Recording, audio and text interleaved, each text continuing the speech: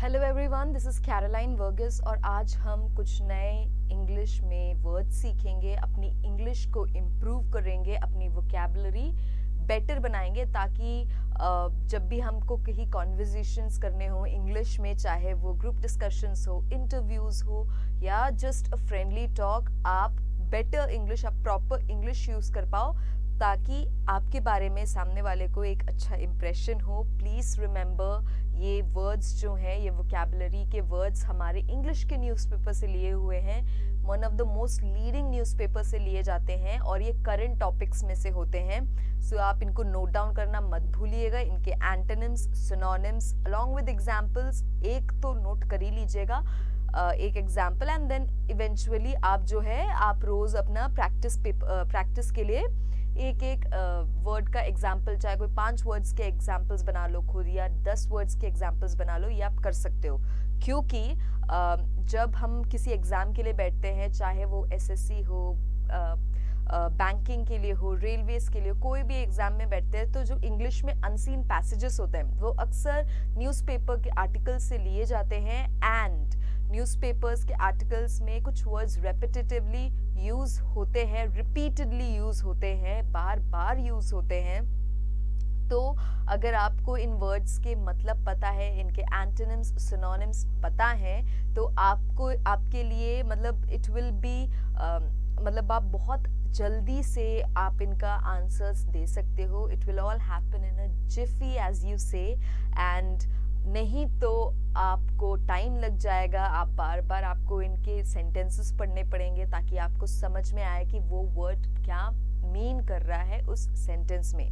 पर अगर आप ये जो मैं आपको एक्सरसाइज बता रही हूँ आप रोज करोगे तो इवेंचुअली आपको कुछ वर्ड्स बिल्कुल आप फेमिलियर हो जाओगे और आपके लिए बिल्कुल भी टाइम नहीं लगेगा, आप टाइम नहीं वेस्ट करोगे अपने पेपर्स में, अपने एग्जामिनेशन के टाइम पे कि हम इसका मीनिंग सोच के फिर उसको आंसर करें, because you will always and you would already know the meanings to these state words, right. आपको ऑलरेडी इनके मतलब पता होंगे तो आपके लिए इजी हो जाएगा।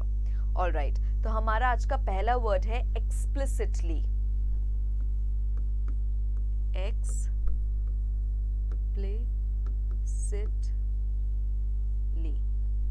एक्सप्लिसिटली का मतलब है कि बहुत ही क्लियर एंड डायरेक्टली कोई बात करना जिसमें हम क्लियरली डायरेक्टली कोई इंफॉर्मेशन पास कर रहे हो, क्या कुछ भी स्टेटमेंट पास करते हो, जब वो बहुत ही क्लियर एंड डायरेक्टली होता है तो उसको हम बोलते हैं explicitly.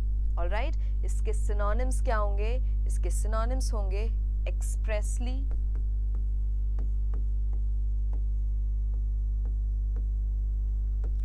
Clearly, expressly, clearly and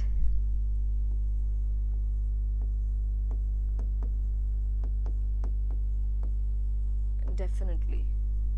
ये आपके synonyms हैं for explicitly, and इसमें expressly आप जानते हो, clearly जानते हो, definite से definitely भी जानते हो। तो synonyms के आप सारे synonyms को जानते हो।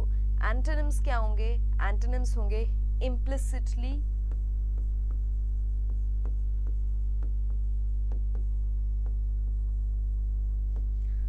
bluntly,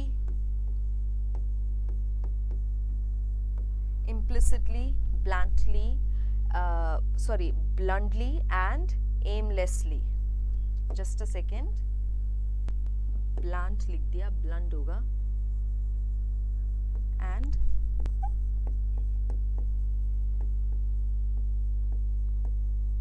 aimlessly। ये आपके एंटोनिम्स हैं जिसमें से implicitly नया वर्ड है, bluntly नया वर्ड है, aimless आपको पता है। तो ये है आपके explicit के synonyms। अब इसके synonyms and antonyms। अब example क्या होगा? example होगा she stated very explicitly that she was not in favor of the opinion। she stated very explicitly that she wasn't in the favor of the decision, not the opinion, decision। Alright, opinion क्यों नहीं, क्योंकि opinion एक इंसान का opinion होता है, decision जब combined decision हो जाता है तो उसमें डिफरेंस होता है। ओपिनियन से किसी को कुछ प्रॉब्लम नहीं हो सकती, लेकिन डिसीजन से हाँ प्रॉब्लम्स हो सकती है। So I correct myself there. आपका सेंटेंस होगा, एग्जाम्पल होगा, she stated it very explicitly that she was not in favor of the decision. All right, तो ये था हमारा फर्स्ट वर्ड। हमारा सेकंड वर्ड है क्यूरियस।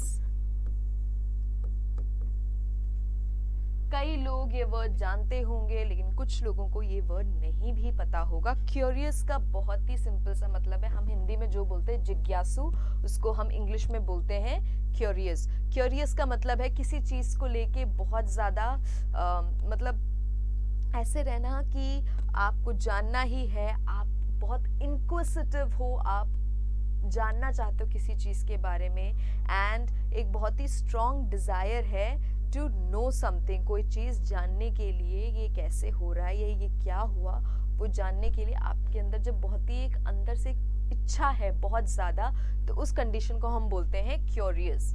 ऑलराइट, इसका सिनोनिम्स क्या होंगे? सिनोनिम्स होंगे स्ट्रेंज, peculiar,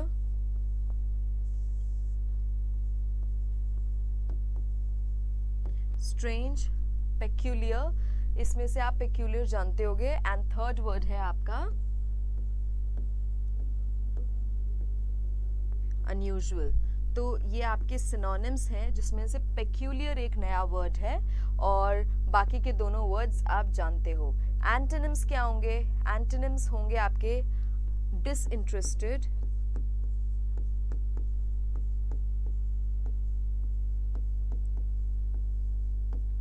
disinterested आप जानते हो। indifferent,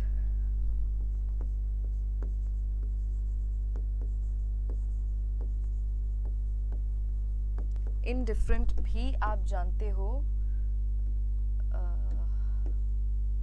indifferent, disinterested, and third word होगा आपका इनक्यूरियस। क्यूरियस का ही ऑपोजिट हो जाएगा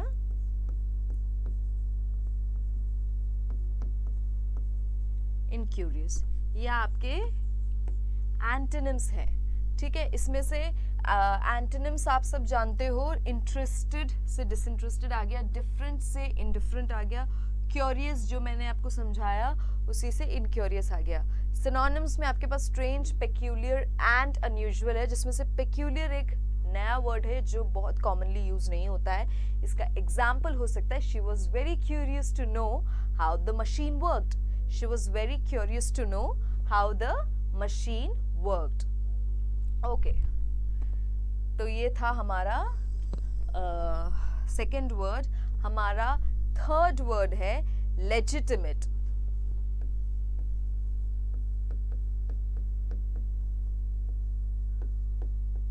लेजिटिमेट, लेजिटिमेट का मतलब है कुछ ऐसा जिसके पास बहुत ही स्ट्रॉन्ग रीजन हो, कुछ ऐसा हो रहा हो, कोई ऐसा एक्शन ले रहे हो जिसके पीछे एक बहुत ही स्ट्रॉन्ग एंड फेयर रीजन हो, लॉजिकल रीजन हो, तो उस कंडीशन में हम इसको बोलते हैं legitimate.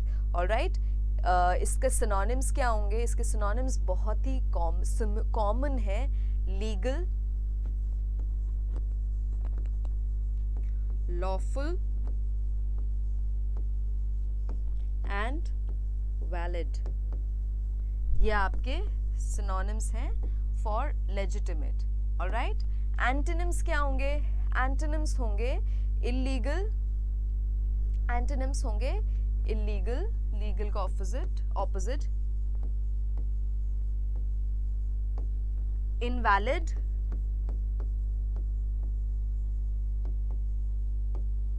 Illegal, invalid, and third हम बहुत ही कॉमन सा ले लेते हैं, बैड। ये आपके एंटोनिम्स हैं, ठीक है। इसमें से आपका लीगल आपको पता है, लॉफुल पता है, वैलिड पता है। एंटोनिम्स में आपके पास इलीगल है, इनवैलिड है और बैड है, ये भी हम जानते हैं। सो आप अगर नोटिस करते होगे तो आप ये देखोगे कि हमारे जो सिनोनिम्स और एंटोनिम्स होता है, हम जितने भी आज तक वर्ड्स सीखे हैं या मैंने आपको बताया है, आप उसमें ये चीज़ ज़रूर नोटिस करोगे कि हमारे जो सिनोनिम्स और एंटोनिम्स होते हैं उसमें कुछ ना कुछ ऐसा ज़रूर होता है जो आप जानते हो पहले से, कोई ना कोई आप वर्ड ज़रूर जानते हो। उसका जस्ट एक और वर्ड है जो हम यूज़ कर सकते हैं। लीगल की जगह आप यूज़ कर सकते हो legitimate, that is a better option. Valid की जगह आप यूज़ कर सकते हो लेजिटिमेट, है ना। तो ये एक बहुत ही अच्छा ऑप्शन आपको प्रोवाइड करता है। तो ऐसा कुछ भी नहीं है जो आप डेली जब आप बात करते हो किसी से इंग्लिश में तो आप यूज़ नहीं कर सकते। इट्स जस्ट दैट कि आपके पास एक लेजिटिमेट मतलब एक कुछ नए वर्ड्स आ जाते हैं जो एक बेटर इम्प्रेशन पुट ऑन करते हैं, right. And just to remind you, this is not the end of English. यहाँ पे इंग्लिश खत्म नहीं होती है, यहाँ ये तो बस शुरुआत है। इंग्लिश तो ऐसा है कि आप जिंदगी भर पढ़ोगे तो भी कम हो जाएगी। तो हमें इंग्लिश करते रहना है, प्रैक्टिस करते रहना है, बिकॉज यू नेवर नो कि आप कब जाके आपको कब ज़रूरत पड़ जाए इंग्लिश यूज़ करने की, कि आपके फॉर में या आपके लिए इंग्लिश कब काम आ जाए। जस्ट हैपन्स, कभी भी हो सकता है। सो इंग्लिश आनी is very important and it's just important because एक तरीका है जिससे आप कन्वर्जेशन को मतलब बात आप कन्वर्स कर सकते हो किसी के साथ, चाहे वो कहीं से भी हो, आप ज़रूर कन्वर्सेशन कर सकते हो अगर आपको इंग्लिश आती हो तो, राइट। सो हमें इंग्लिश आनी ज़रूरी है and that is how it is. So आज हमने लेजिटिमेट सीखा, क्यूरियस सीखा, उससे पहले एक और वर्ड सीखा था, आई फॉरगॉट कौन सा वर्ड सीखा था, एक्सप्लिसिटली सीखा था। तो ये सारे ऐसे वर्ड्स हैं जिसके कोई ना कोई सिनोनिम हमने ऐसा लिखा था जो आप जानते हो, लेकिन हमें ये पर्टिकुलर वर्ड नहीं पता था। सो इसका एग्जाम्पल क्या ले सकते हो? एग्जाम्पल ले सकते हो आप इसका, जैसे it was legitimate of her to do that. It was legitimate of her to do that. उसके लिए लेजिटिमेट की जगह आप एक और वर्ड यूज कर सकते हो, it was valid of her to do that, it was lawful of her to do that, it was legal of her to do that. लेकिन हम एट द सेम टाइम, क्योंकि हमने लेजिटिमेट सीखा, तो हम ये वर्ड भी यूज कर सकते हैं, that it was legitimate of her to do that. All right, हमारा फोर्थ वर्ड है प्रोलोग। प्रोलोग क्या होता है? प्रोलोग होता है जब भी आप कोई बुक स्टार्ट करते हो, आप नॉवेल्स पढ़ते हो, अगर आप किताबें पढ़ते हो, तो उसके आपको स्टार्टिंग में फर्स्ट 2 पेजेस में एक्नॉलेजमेंट एंड प्रोलोग मिलता है। प्रोलोग को हिंदी में बोलते हैं प्रस्तावना, तो उसको हम इंग्लिश में क्या बोलते हैं? प्रोलोग। आप प्रस्तावना बोलो, उससे बेटर आप कहीं बाहर हो आप प्रोलोग यूज कर सकते हो, right. So that is what prologue is. Prologue के सिनोनिम्स क्या क्या हैं? सिनोनिम्स है प्रीफेस,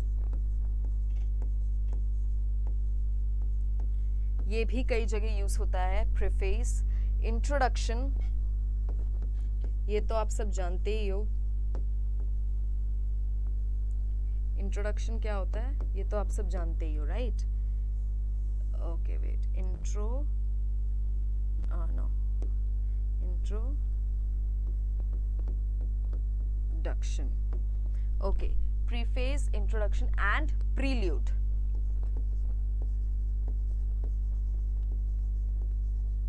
ओके, ये आपके सिनोनिम्स हैं फॉर प्रोलोग, और इसमें प्रीफेस है, इंट्रोडक्शन है। प्रीलूड जो है वो आप यूजुअली यूज नहीं करते, राइट। एंटोनिम्स क्या होंगे? एंटोनिम्स होंगे आपके एपिलोग, एंड, एपिलोग हो गया, एंड हो गया, और थर्ड वर्ड जो आप यूज कर सकते हो फिनाले। ये आपके एंटोनिम्स हैं फॉर प्रोलोग, जिसमें से एपिलोग इज अ वर्ड जो हम जानते ज़रूर हैं, क्योंकि अगर आप बुक्स पढ़ते हो, इंग्लिश किताबें पढ़ते हो, तो एक प्रोलोग स्टार्टिंग में होता है और एंड में एक एपिलोग मिलता ही है। एंड सब जानते हैं, फिनाले भी बहुत ही कॉमन है। सो इसमें आप प्रीफेस आप जानते ही होंगे, लेकिन फिर भी प्रीफेस इज अ वर्ड जो आप यूज करते हो। इंट्रोडक्शन सब जानते हैं। प्रील्यूड भी, प्रील्यूड तो एक नया वर्ड खैर है ही, एंड एक एक बार और लिख देती हूँ ढंग से। प्रील्यूड, हाँ जी, प्रील्यूड एक नया वर्ड है। एंटोनिम्स में आपके पास एपिलोग है, एंड है, एंड फिनाले है, जिसमें से एपिलोग होगा जो आपने कुछ नहीं सुना होगा, कुछ ने नहीं सुना होगा। इंग्लिश की किताबें आप पढ़ोगे, अगर प्लेस पढ़ोगे, नॉवेल्स पढ़ोगे, तो उसमें आपको एपिलोग ज़रूर मिलेगा। सो ये है हमारा फोर्थ वर्ड। इसका एग्जाम्पल हो सकता है she was mentioned in the prologue of the book. She was mentioned in the prologue of the book. Okay, तो ये था हमारा फोर्थ वर्ड। हमारा फिफ्थ वर्ड है मिसकंसेप्शन।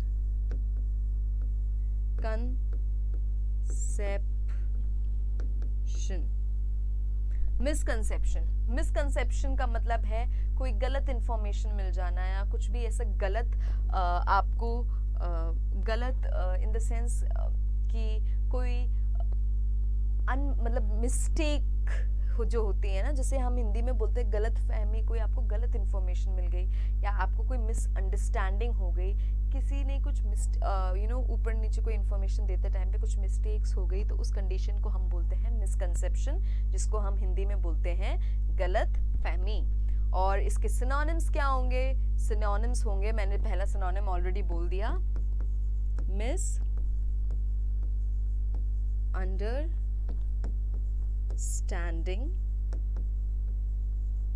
है ना। मिसअंडरस्टैंडिंग हमारा पहला सिनोनिम था। सेकंड सिनोनिम हो सकता है हमारा डेल्यूजन, जो बहुत कॉमन नहीं है, तो डेल्यूजन हमारा सेकंड है। एंड थर्ड हमारा है मिस्टेक। ऑलराइट, तो इन सिनोनिम्स में आपको, ये सिनोनिम्स है हमारे, इन सिनोनिम्स में डेल्यूजन के अलावा आपको बाकी के दोनों सिनोनिम्स पता है। अब एंटोनिम्स क्या होंगे? एंटोनिम्स होंगे अंडरस्टैंडिंग,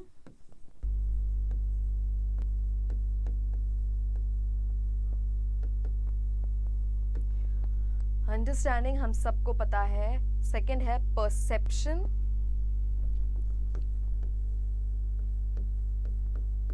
ये वर्ड हमने सीखा है, इस वर्ड को सीखा है, परसेप्शन को। एंड थर्ड है कॉन्सेप्शन।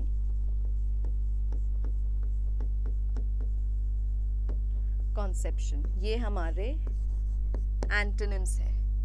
ओके, तो ये इसमें देखिए मिसकंसेप्शन में हमारे पास जो सिनोनिम्स एंड एंटोनिम्स, उसमें मिसअंडरस्टैंडिंग जो हम सब जानते हैं, डिल्यूजन जिसके बारे में मतलब जो वर्ड हम ज़्यादा यूज़ नहीं करते हैं या हम में से कईयों को पता भी नहीं है। सो डिल्यूजन इज़ अ वर्ड जिसका भी मतलब है गलतफहमी। थर्ड वर्ड है हमारा मिस्टेक। हमारे एंटोनिम्स में हमारे पास है अंडरस्टैंडिंग, जो हम सब जानते हैं, परसेप्शन जिसके जो वर्ड हमने खुद जिसका मीनिंग और सिनोनिम्स एंटोनिम सीखे हैं, that is perception. And antonym आपके पास है एक और एंटोनिम जो है वो है कंसेप्शन। तो ये है हमारा मिसकंसेप्शन के सिनोनिम्स एंड एंटोनिम्स। और इसका एग्जांपल हो सकता है she had a misconception about the event. She had a misconception about what? About the event. Event का मतलब है प्रोग्राम या जो भी है ना, प्रोग्राम हो सकता है या जो भी ऐसे कोई कुछ अच्छा चल रहा हो, चाहे वो कोई प्रोग्राम हो या कोई पार्टी हो, उसको हम बोल सकते हैं event. So she had a misconception about the event.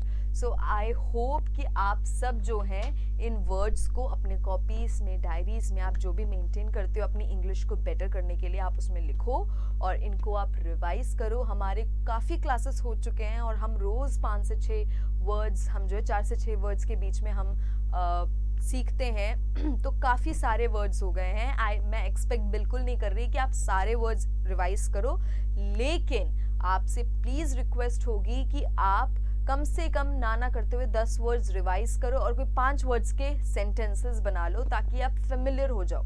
Right, अगर आप 10 वर्ड्स रिवाइज करते हो तो आप आराम से हफ्ते 2 हफ्ते में सारे वर्ड्स रिवाइज कर सकते हो एंड आपके लिए काफ़ी ईजी हो जाएगा। ऑलराइट, सो ये वही वर्ड्स हैं, हम आज भी इंग्लिश के न्यूज़पेपर्स यूज़ कर रहे हैं और हम करंट टॉपिक्स यूज़ करते हैं, हम करंट न्यूज़पेपर्स यूज़ करते हैं। सो इसके वजह से जो आपके इंटरव्यूज़ होंगे या आपके जो एग्जामिनेशंस में अनसीन पैसेजेस आते हैं, उसमें काफ़ी चांस है कि आपको ये वर्ड्स देखने को मिले। So I will ask you all to do what I am saying. आप प्लीज़ ट्राई करो एंड आपकी इंग्लिश में कुछ ना कुछ आपको खुद फील होगा कि आप इम्प्रूव हो रहे हो। आप परफेक्ट नहीं होगे लेकिन आप में काफ़ी इम्प्रूवमेंट हो जाएगा अगर आप मैं जैसा बोल रही हूँ वैसा आप करते रहे तो। और अगर आपने काफ़ी टाइम तक किया तो फिर आपकी इंग्लिश बहुत ज़्यादा अच्छी हो जाएगी and there will be no doubt about that. Thank you.